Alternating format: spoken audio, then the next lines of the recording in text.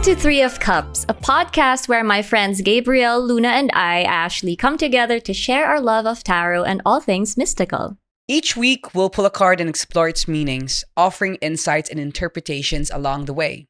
Whether you are a seasoned pro or a curious seeker, we invite you to join us for a lively discussion filled with laughter, wisdom, and of course, plenty of cups. So, grab your favorite drink, cozy up with a deck of cards, and let's dive deep into the world of tarot. Cheers! Cheers! Welcome everyone to the third episode of Three of Cups. Last episode, we talked about the Six of Wands, and today we'll be pulling another card. And this time, it's going to be Luna who's going to be pulling our card for us today. Okay, I'm gonna pull now. What deck are you using, Luna?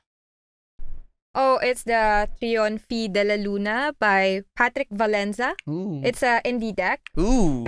Guys, for your indie decks, punta lang kayo sa Luna Brujeria. Yeah! She can get you any deck you want. Yes, any deck. And even if yung wala pa kayong particular na hinahanap, like all of her decks, her curation is the best. As in, my favorite store. Thank you so much, guys. So, okay, right now we got the Three of Wands, another Wands for this episode. So, Another three as well. Oh, yeah! The first one was Three of Cups. Can I see that? Can I see the So- image, Luna? Here. Oh, wow. There's like a guy here, but it's actually more of a monster. It's just because of the theme of the deck. He's watching all these three flowers grow while there's a sun right above it, and then there's also like a rain purring over. Is it rain? No, it's just from the sun purring over the plants here. Three of Wands. Well, for me, it's about taking that first step towards something. Taking that first step on a new journey. Kasi coming from the Two of Wands is all about remaining in your comfort zone but planning. And when it comes to the three, it's actually taking that plan out and further and finally starting on it. For me, the Three of Wands, in the Rider White, I also see it as this man right here looking at the empty land. He's saying that on this land, I will build my empire. That's always my first thought when I'm seeing this card. It's him having that sense of passion and motivation, holding on to that wand and thinking that I'm gonna do great things. I'm gonna achieve my goal for myself and build my kingdom right on here. It's that having that sense of inspiration and believing in oneself, that you can make things big, that you're gonna be great in whatever it is that you're aiming for. That's the way I see it. For me, like the Three of Wands, it's like, being that position and moment wherein you're just trusting the seeds that you've planted in the past to, find its way up and grow healthily and naturally. It's like releasing the resistance. Kasi diba sa Two of Wands, remember, it's like parang nakakandado yung isang wand. So it's like from that, point in your life wherein takot kang mawala yung opportunities mo. It's here actually where you just trust that the seeds that you've planted are now on their way to grow. Well, that's just my personal interpretation. That's actually perfect for the Trionfi because this guy right here, he's watching the plants na dun niya tinanim yung seeds, and now he's just trusting it. Oh, bagay rin pala yun. Isn't it like a devil face? Yeah, it's just because of the theme of the deck. Everyone's like a devil and a monster in a way. Pero ang ganda kasi, like, I'm also getting an insight na parang maybe it's because this person has already confronted their inner demons in a way na parang, alam na nila yung shadows nila eh. So parang if you know your shadows, you're bound to know your light as well. It goes both ways. Oo nga no, that deck is so perfect for shadow work if you say na puro demons yung imagery niya. Add to cart! Add to cart, Yes. please! Meron pa bang stock, Luna? I can get you. Okay, nice. So going back to the meaning or the symbology of the number 3 in numerology, it means growth. So growth in terms of since it's the suit of wands, passions, desires, ambitions, obsessions. So there's that energy of growth there na it started from a seed nga and then it's starting to sprout and grow pa lang. What about the reverse meaning of it? Oh. Whenever I pull a three of wands in reverse, what I get is taking a step back and actually planning further before taking that Ang first ganda step. ng interpretations mo, Ash. Oh, talaga? Hindi Thank you. nakaka-bad vibes. Alam mo yun? Oh, di ba? Very positive Yes. pa rin tayo. Kasi lahat niya, walang tapon, lahat ng pagdadaanan natin. It's all part of something bigger. Like, ang cliche pakinggan, but everything happens for a reason. And whatever, how negative anything may seem, there's always a silver lining. There's always growth coming from all of our experiences. So, ayun, going back to the three of wands in reverse, it's all about making changes to initial plans before starting again. Feeling ko there's a certain energy of parang hilaw pa. Kailangan bumalik sa lesson ng two of wands, which for me is all about visualizing further, looking at all the possibilities in front of you. Sit on that more before moving on to the next step. The way I read the Three of Wands in reverse, actually, it's kind of like similar to what you mentioned. Because for me, it's about having the need to pause because of being unsure of what the next step should be. Like feeling kind of like lost at the moment na, okay, ano ba dapat yung gawin ko? So there's a need to pause there. But yeah, I love your interpretation kasi wala lang. It's way more positive saying it that way and more empowering for the querent as well. To be honest, like, adding to your interpretation, Ash, I can feel like yung siguro yung reverse position ng Three of Wands could also be telling a story of maturity in a way na parang, like what you said, hilaw pa. So, there's like this sense of, okay, I'm willing to be more patient kasi alam kong like, if I face this head on, malulunod siya dun sa tubig, sa emotions niya because there's things na kailangan niyang pa-i-process from the Two of Wands energy for the Four of Wands energy to welcome him or her or kung sino man yung nakaka-experience na yun. Kasi Four of Wands is one of my favorite cards. So parang, di ba, like, the universe never gives it easy to you. Kasi it's not meant to be easy. It's meant to be challenging kasi that's where growth happens outside of your comfort zone. So, I feel like tama ka, Ashe, na parang, in a way, it's also like, kung alam mong hilaw pa, be mature enough to take a step back. Kasi it's not bad. It's not wrong to go back to the Two of Wands if you need to further heal something. Diba? Parang ganon. Maybe we can give keywords as well. For me, the word for the Three of Wands would be growth because the man here is about to take action with his plans, and then could also be like motivation. Motivation to do things, holding on to that wand, and wand symbolizes our passion. Can I chime in? I Yes, just realized I just realized na he's also just holding one wand out of the three. So it Yeah. could also be pointing out to making a choice or having already made a choice. Yeah. That's Diba? perfect. Kasi, pinili na niya tong isa eh. But the two are still with him. These are all of his passions, but maybe it's all about prioritizing one over the other two.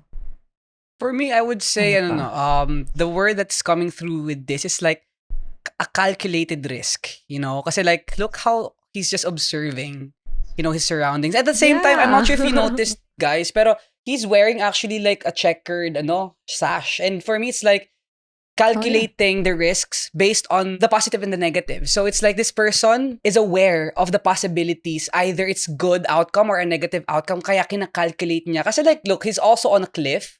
So I mean, that's a very like a dangerous kind of thing to be on the edge of a cliff. But at the same time, this person knows what he wants. This person has already has a sense of where he wants to go. So he's just taking the time to calculate it. And again, if in the reverse, it's like being mature enough to reassess everything just to make sure that he gets that Four of Wands energy because he deserves to. Yeah. Ang galing nung checkered. As in, ngayon ko lang siya napansin. Ako And din. it's like chess Yes. nga. Diba? So it's like, how do you play chess ba? It's not by just moving the pieces around mindlessly. You're gonna have to think of your moves. You have to Like, be you have to be strategic. like 10 steps forward. Yun, tama, strategic. So, this could also be all about strategy. Oh yeah. Galing. Ganda word. Planning could also be the word Yes, here. yes. Ganda. Wow! Learning a Galing new ka. thing Yeah. or two. Word is actually the first time na napansin ko to. Okay, you know what? I can also relate it to this podcast, Oh. 3 of Wands, because it's all about taking our passions a step further. Diba? Kasi we all love tarot here, and it's taking a step forward in terms of sharing our knowledge to the world. What do you guys think of like this headband? Like, have you ever guys noticed the headband? Oh, yeah. What do you guys think about that? Kasi parang if you look at it from afar, like ewan ko, like it's a black circle with like a, parang like a thin white line. So maybe this guy's having a bit of epiphany, like a bit of enlightenment energy kind of going on. You know how it's starting to illuminate all around his head, like a halo or something. So siguro, Pero ano pa lang, no? Parang kaya manipis pa lang because parang spark yes, pa lang. yes. And there are also that's water in front of him, There are boats and ships. It's also all about that explorative energy. Parang mas ine-emphasize na ang lawak-lawak ng mundo. And that there are so many possibilities, and it's all about embarking on a journey na since it's water, it could it's very flexible, it's very flowing, so like anything can happen, but still, despite the fact that things are not set in stone, he still embarks on that journey. Before I started my shop, I only hosted sa witchcraft groups, ganyan. I didn't even make a page that time. Kasi I just wanted to help those other people na parang, okay, they also need this book. Sabi ko, I was gonna get my book myself. Tapos, sinabi ko lang, nagpost lang ako, hello everyone, baka may gusto dyan magpasabay, ganyan. And I have like a way to get it because of a relative. Tapos, ayun, parang I think that one is more of like a calculated risk. Parang hindi pa naman ako, alam mo yun, I'm not gonna take a step further. I have to be here first. I have to see kung it's for me, diba? If it's something that I should actually do. So yun. That for me is a 3 of Wands moment. May naalala din akong personal 3 of Wands moment, and in reverse. So, I recently just opened my bookings again for tarot readings. I actually stopped for more than a year. As in, sinara ko. I only read for myself mostly, or for friends or family. But I guess that was me having that 3 of Wands reverse moment and taking a step back to reassess if like ano yung plans ko moving forward when it comes to the tarot, because honestly, when I first opened my readings to the public, I think I accepted too much, more than I could handle energetically, kaya na burnout ako. And definitely hindi ako umabot sa 4 of Wands because I was very unstable. 4 of Wands is all about stability. So, kinailangan kong i-pause and bumalik sa 2 of Wands by reversing the 3 and actually making more solid, more concrete plans before going out there again and starting over. O siguro like my 3 of Wands moment is when I tried na pagsabay-sabayin yung mga gusto kong gawin kasi I have a lot of passion, for a lot of things like the tarot, organizing events, talking. Aris eh. Diba? So I tried at one point pagsabay-sabayin, tas sa Luna, but then parang with this person like holding one like one at a time. Like this person's not holding, kasi like look, there's only one hand shown here. The other hand is not even shown here. So it's like, and it's also the right hand, parang kanang kamay niya. So it's something that he knows he can give to humanity or to not just himself. But the thing is, I feel like at the middle of it, nag-reverse. Alam mo yun, na parang I had to take a step back kasi it's consuming me. Like, nabe-burn out ako, nade-drain ako. Like, I didn't have enough energy. Wala nga akong energy to start my day right. So, I just wanted to lie in bed and energetically drained. I didn't read for like a month or two. And I feel like, yun nga, it had the potential to be really very successful and, you know, me doing everything I want to do like at the same time. But, hilaw pa. Ayun, babalik tayo sa sinabi mo kanina, Ash, na hilaw pa. So I had to take a step back and siguro on a subconscious level, ako na mismo yung sa kanya, nag-reverse na parang, okay, let's take a step back. We're drowning in the ocean, you know, because we don't know which one to hold first and we just have one hand apparently. So I feel like ganun yung nangyari. That's my personal 3 of Wands. Tapos transition to a reversed energy. Ayun. I think Ash's idea of the 3 of Wands is very perfect doon sa sense na yun na it's about taking a step back. It doesn't mean that it's not gonna happen anymore. It just means that you have to pause for a moment and think about what you want and think about which one you want to pick. You cannot take all of them at the moment. Matu 10 of Wands ka nun. Maybe if maybe At the eventually. moment. Yeah. It doesn't mean na yung ibang gusto mo mangyari, hindi mo na magagawa. It just means that right now, isa-isa lang, 'di ba? Hindi naman wala, isang tao ka lang. Hindi pwedeng sabay-sabay lahat. I guess to add to that na sana if you're going through something like this, don't get discouraged nga. And like it's always good for you to actually plan things better rather than barging head on into something that you're still unsure of. Actually, I'm a Sagittarius, so I know this energy all too well. Na similar to you, Gabe, na lahat talaga ng maisipan kong gawin. Oh, I want to do that. I want to learn this. I want to learn that. Everything. I want to do everything. So, actually, that's one of the lessons that I'm trying to learn for myself as well. It's okay to be interested and, you know, to try learning new things every now and then. But it will also do you good to focus your energy on one thing. You don't need to master one thing naman, but maybe get clear on what you're actually really passionate about. That's a lesson that I am aware that I have to learn in this lifetime, to actually figure out what I'm passionate about instead of having that scattered focus, scattered energy. I need to learn how to focus. And at the same time, once you get that stability, yung 4 of Wands, eventually maybe you can do another thing that you want to pursue.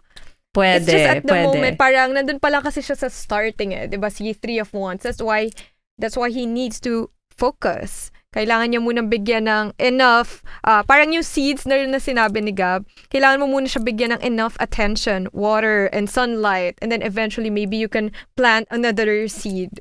I guess that wraps up our episode for today for the 3 of Wands. Ako personally, ang dami ko rin natutunan. So thank you to Luna and to Thank you as Gabe. well. So many new insights na akala ko, di ba, like nagbabasa tayo. Akala natin na we already know every interpretation, but little do we know na every pixel of this image has a specific message na can be left untapped. That's a beautiful episode, guys. Thank you.